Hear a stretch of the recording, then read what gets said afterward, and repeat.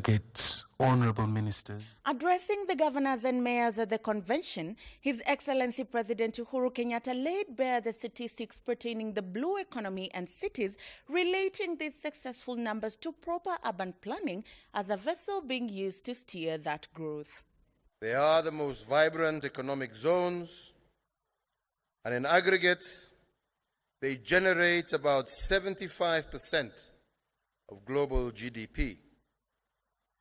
They provide millions of jobs to our people, and as multicultural and multiracial centers, they foster cross-cultural integration. Properly planned urban spaces are therefore vessels for innovation and technological transmission.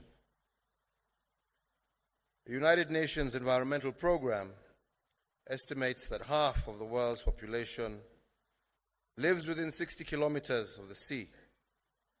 And historically, cities have been located on coastlines, by rivers and by lakes. And as we have been told, 8 of the top 10 largest cities in the world are coast located. He further went on to say that having a water body next to a city is a great economic boost. This is because there are many transport, food, and ecological benefits. Products traditionally flow into countries through their ports, and this has set a precedent for populations to naturally migrate to coastal areas. However, he equally stated that these coastal cities are not short of challenges. But our cities and towns are also experiencing serious challenges which threaten to slow down the vibrancy and growth potential. For example, over 748 million people lack access to clean and safe water for drinking, and another 2.5 billion around the world lack decent sanitation systems. The president went ahead to say that the government intends to change the narrative of Kenyan cities by introducing changes, and while at it, challenged the county governments to play their part by adopting new models of leadership and development that will foster growth.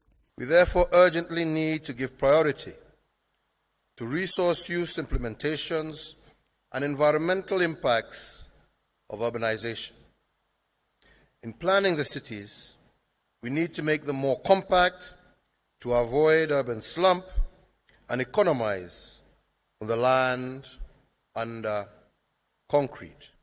I believe we have a once-in-a-lifetime opportunity to shift increased urbanization onto a more environmentally sustainable and socially just path. Decisions made today on urbanization and land use models, as well as on critical infrastructure, will determine whether our investments are future-proof or whether they lock us onto an unsustainable future. The burden is heavy on national governments, but also on mayors and governors of cities to establish a new model for city governance and politics that support imaginative business propositions and experimentation.